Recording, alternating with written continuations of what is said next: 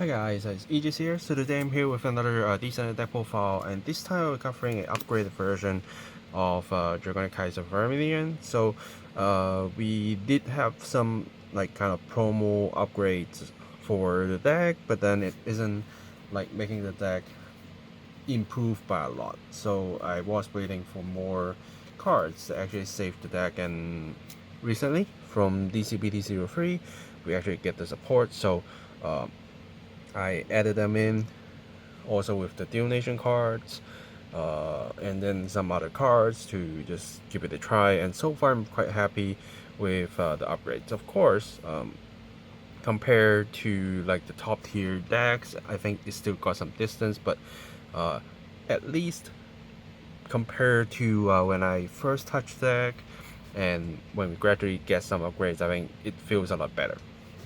Alright, so let's go through it.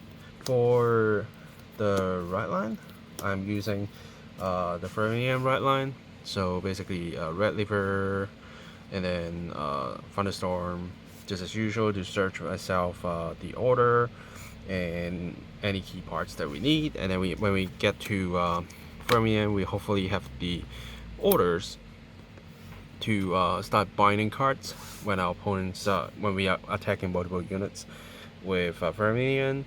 And because our hand size will increase with the more support we get, we are more easier to actually do damage to our opponent with Vermillion skill. So this can help us to catch up really fast while not running out of gas.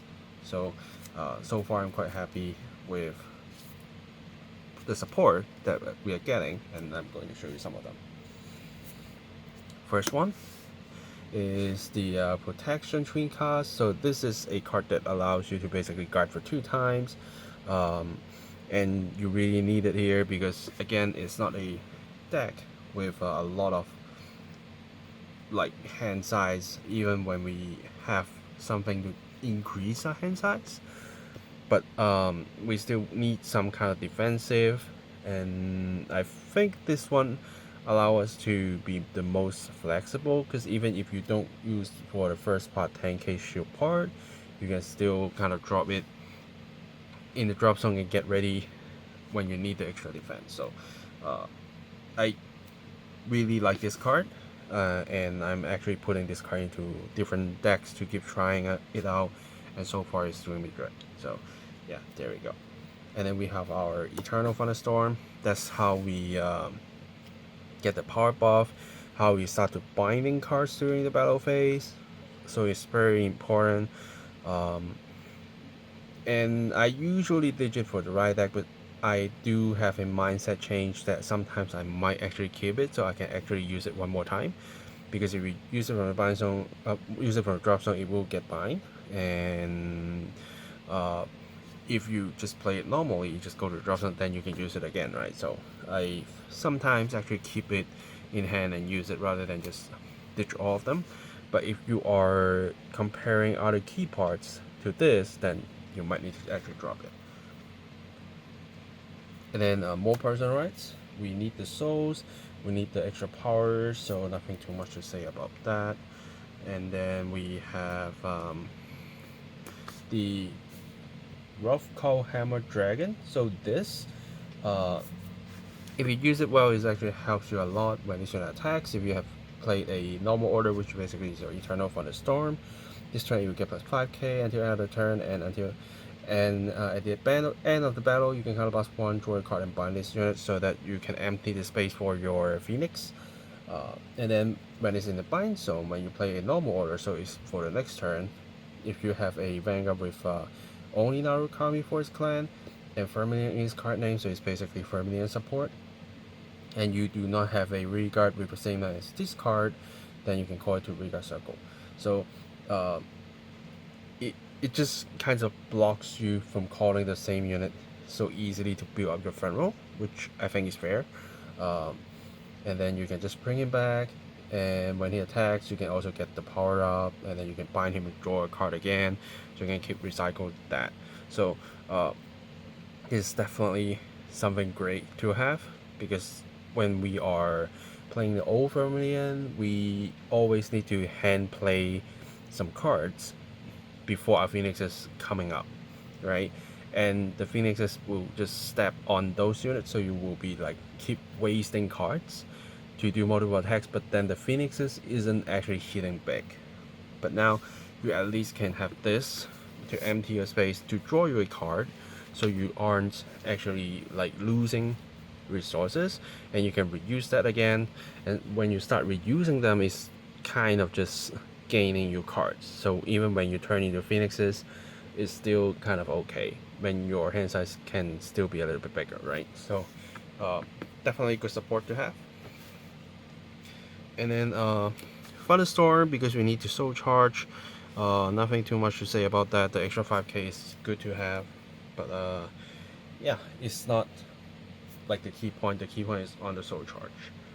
And then the Dual Nation card, Huxley and Rembrandt. The plant token itself can be a good early rush resources if you need to, but the main point for me is to gain the extra skill that all of your regards that were placed on by your card ability this turn will get 5k power until end of turn, and then that can just also apply to our phoenixes, because our phoenixes come back with card ability, which is their own skill. So combining with your Eternal Thunderstorm, you can actually get a 10k buff on the phoenixes, so they can hit for 18k instead of just a little 13k, which will be easily blocked. And if you get into person right, they can be 28, so the number will be better, right? The plus power to Vanguard, to me, I think is not quite important, so I mainly use it for pumping units called by card ability, and then the plant token just there in case I need something as an extra boost. And then here comes another new support that we get, which is the Spark Spike Dragon. So if you have a Vanguard with only Narukami for its clan, this card also belongs only to Narukami, so it's kind of a fake Narukami card. But when you are searching for Narukami specific cards, which you will, then this card can at least be one of your options, which is very, very good. And then when you have a Vanguard with only Narukami's clan, all of your other regards in the same column as such unit will get +5, which is a good buff. And your Vanguard attacks is 2 or more times this turn, which basically when you use your Vermillion skill and at least 2 of them hits, which is quite easy. And then instead of 5k, you will get 10k instead. So 2 units will get 10k buff, so it's just like a 20k buff, which is very, very huge. Even if you don't get the 10k each buff, you still get a 5k each buff, so it's the 10k to the column, so still very, very nice to have. And then the second skill, at the end of the battle, this unit boost. If your Vanguard attack hits 2 or more times this turn by energy blasting 3, you can draw a card, which in this deck so far you see I have no energy usage. It's basically just for that. Just for that, because I have already told you my grade 2s, I'm not using the energy blast to draw one because I need spaces for other cards, and this one fielded the drawing resources and it's not going away. A lot of draw resources, for example Shenri, will go away for you to draw a card, but this, you just energy blast 3 every single turn, and you just need to make your Vanguard to hit 2 times. So your opponents will likely give you the draw, or they will need to use at least 2 to 3 cards to block the attack so that you don't hit 2 or more times. So either way, you're win-win to you. So yeah, I see this card very, very strong, and turns out it actually helps me a lot, really by a lot. Not only the power, but also the draw, making me survive a lot longer even though sometimes it's more like a barely survival situation. But compared to before, which I don't see hope sometimes, at least I can see some hope here. And this can be a emergency plan if I need an extra guard from a drop zone. And then Shenri, to draw resources to early rush because I play normal order, so even if I get her late, I can still apply the effects. And then the Rising Phoenix for extra attacks. And if you need to empty some space, you can pop it to plus 5k to something else. It's only targeting units, it doesn't targeting clans, so you can choose anything you want, adjust the power, and then go for it. And then PGs, if you want to use the placeholder, as usual, you can use if you want to, it doesn't matter. And then going to triggers. Dragon Empire OT, restanding is definitely great. If you get it early stage, it can actually helps you by a lot. So restanding is still the strongest thing, I would say. So there we are. And then crit, I did put only 3 of the Soaring crit here. If you want to put the 4th, you can. I don't see myself actually playing the crit down, so even if we use a total of 7 vanilla crits, I think it's fine. Yeah, but if you do want to kind of have a backup plan for soul charging, then you can use 4, but I think 3 is also okay. And then the 10k draws, even though we do starting to draw a lot of cards, draw I think is still more important than the fronts to me. So there we go, I would like to say. And then for my heals, I don't see a need of effect kills here, but if you are like very well known about your meta and you think adding those will help you, feel free to use it. But I just want to keep it simple because the deck itself doesn't need to be very complicated. We get some support, we get some draws. Shenri, if you are in the EN side, then I think it will be easier to get, because compared to JP side is quite accessible as far as I know. For JP side we have to work hard for it, so yeah. But overall, compared to like way long ago or when we just have this, we were still kind of lacking the draw power. So if we can't draw cards and we aren't hitting big, then that means we won't be able to survive long and we are not winning easily. But then with the support, like our little dragon here, Spark Spike, at least it jumps in with the draw, it jumps in with a big power buff, and then it's just a matter of when you see your orders, which you will get 1 to 2 eventually by having your right deck. So I think it should be fine. And then you do have other things to get you the draw, get you other resources you need, the extra power buff.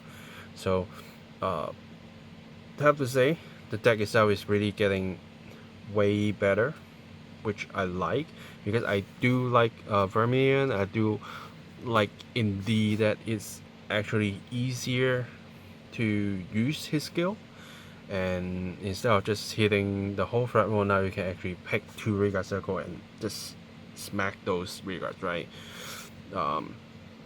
So that is something that hopefully we can get more support, but at least we're getting some decent support to make the deck a lot more playable, and it's something that can actually be considered if you're playing in like a team of the standard of 3 people. Then you can actually consider using this, because binding can be very, very strong.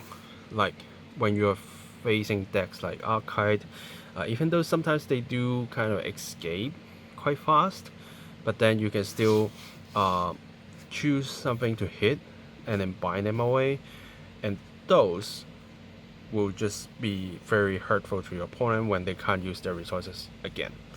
So yeah, But the only thing that you need to worry about when using this deck is your attack sequence, because you not always using your Vanguard to attack first, because you want to use your Rising Phoenix. So you need to use something to attack before your Vanguard attacks, and then use your Vermillion to attack those cards, and then bind them so that your Phoenixes can come out as extra attack.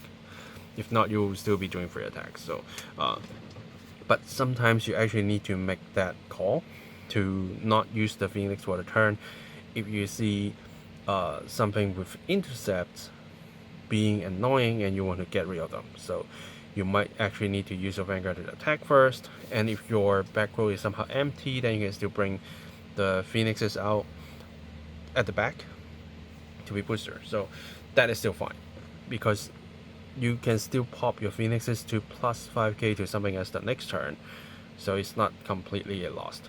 But you just need to sometimes make a call instead of just, okay, I always want to do Phoenix's attack, so I will just use up my other Regards attacks and let my opponents intercept first, and then I just go in. No, don't always do that. Sometimes it's okay, sometimes not. So do be careful on that, and I think you will be fine playing this deck. And we have been hearing rumors that we will get the blood somehow. There's no confirmation at all. So far we don't see any further news about that. We do starting to see more and more pretending to be other clans cards, right? Even like Shadow Paladin also get one. So I think we'll be seeing more, and I think Gold Paladin also get one. Genesis also get one, I think so. But we haven't seen any further upgrades for these. But for Lukier, we already see a Venus Lukier, so we might be able to see the blood, Platinum Azo, and then also Glory Maelstrom. Hopefully we can see them very, very soon, and then we can see if they are actually good support, right? Yeah, so I think that's it for this deck profile. Let me know if you have any questions in the comments down below. Do you like the upgrades that we are getting for this deck? Also, do let me know. Subscribe for more deck profiles, deck fights, unboxing videos. And yeah, that's it for today. Thanks for watching, guys, and I will see you guys in the next video. Signing off.